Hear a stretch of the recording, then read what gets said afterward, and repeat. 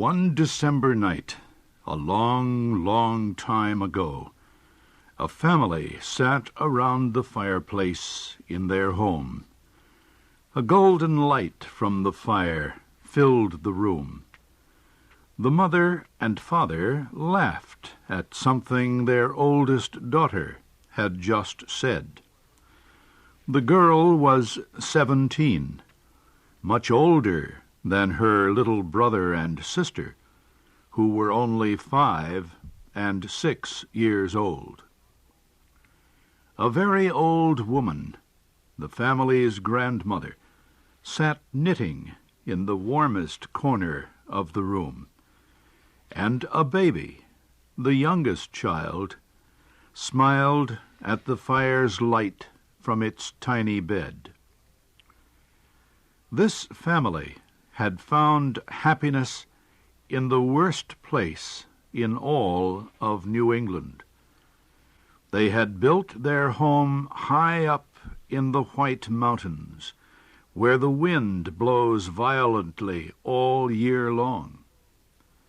The family lived in an especially cold and dangerous spot.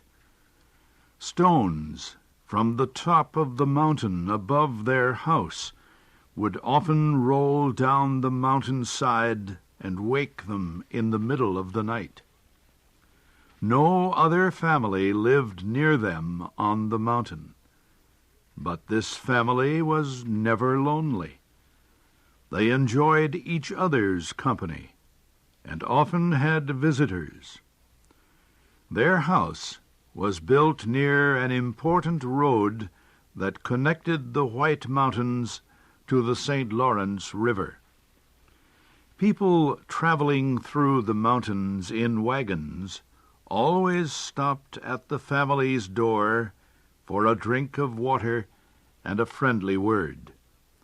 Lonely travelers crossing the mountains on foot would step into the house to share a hot meal.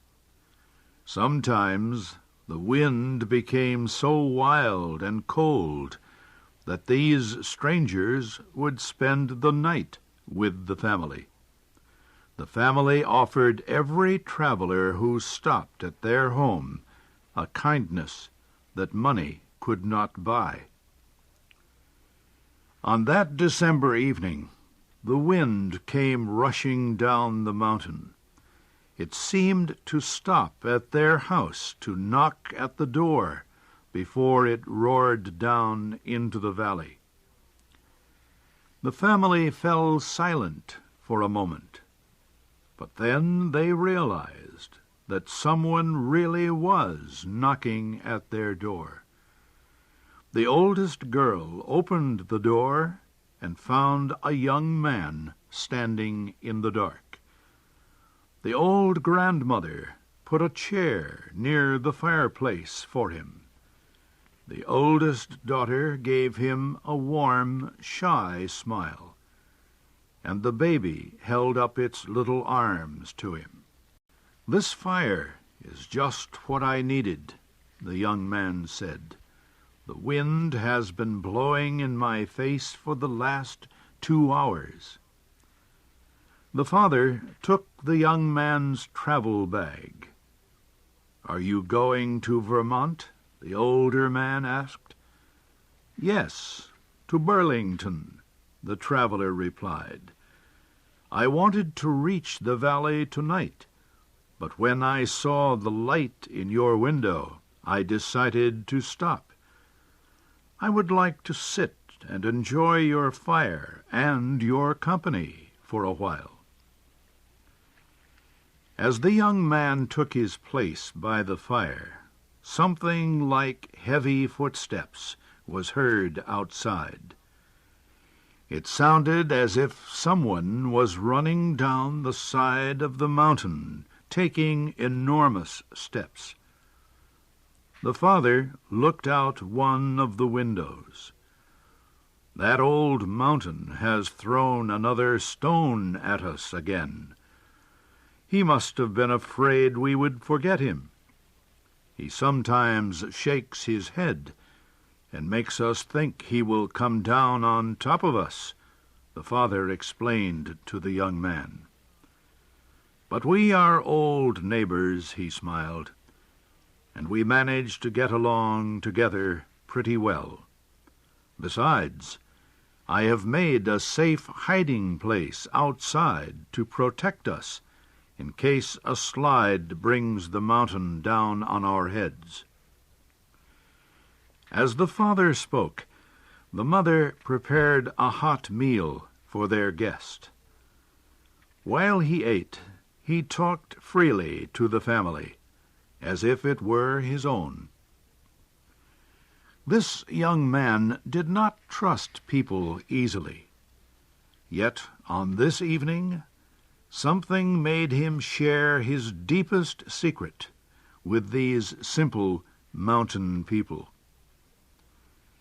The young man's secret was that he was ambitious. He did not know what he wanted to do with his life yet, but he did know that he did not want to be forgotten after he had died.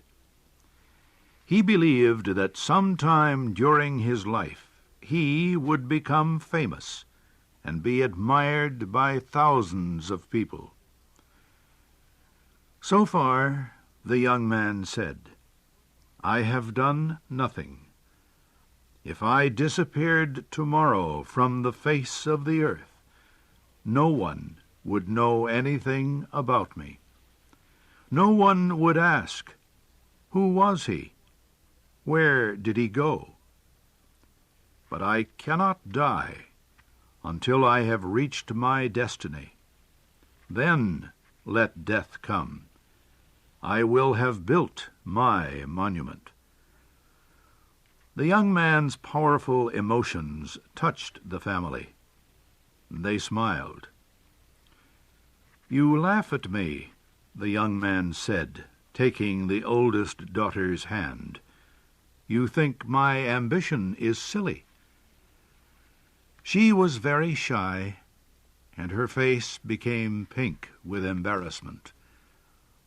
"It is better to sit here by the fire," she whispered, "and be happy even if nobody thinks of us."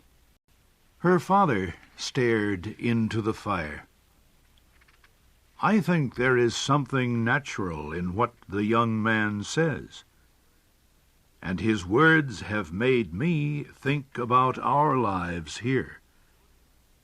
It would have been nice if we had had a little farm down in the valley, some place where we could see our mountains without being afraid they would fall on our heads. I would have been respected by all our neighbors, and when I had grown old, I would die happy in my bed. You would put a stone over my grave, so everyone would know I lived an honest life." "You see," the young man cried out, "it is in our nature to want a monument. Some want only a stone on their grave. Others want to be a part of everyone's memory. But we all want to be remembered after we die." The young man threw some more wood on the fire to chase away the darkness. The firelight fell on the little group around the fireplace. The father's strong arms and the mother's gentle smile. It touched the young man's proud face and the daughter's shy one. It warmed the old grandmother, still knitting in the corner. She looked up from her knitting, and with her fingers still moving the needles, she said, "Old people have their secrets, just as young people do." The old woman said she had made her funeral clothes some years earlier. They were the finest clothes she had made since her wedding dress. She said her secret was a fear that she would not be buried in her best clothes. The young man stared into the fire. "Old and young," he said, "we dream of graves and monuments. I wonder how sailors feel when their ship is sinking, and they know they will be buried in the wide and nameless grave that is the ocean." A sound rising like the roar of the ocean shook the house. Young and old exchanged one wild look. Then the same words burst from all their lips. "The slide! The slide!"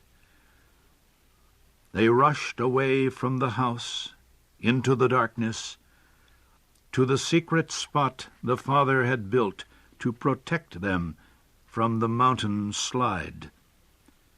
The whole side of the mountain came rushing toward the house like a waterfall of destruction. But just before it reached the little house, the wave of earth divided in two and went around the family's home.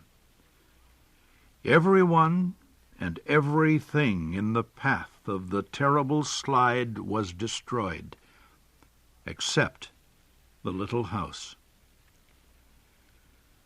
The next morning, smoke was seen coming from the chimney of the house on the mountain. Inside, the fire was still burning. The chairs were still drawn up in a half circle around the fireplace. It looked as if the family had just gone out for a walk.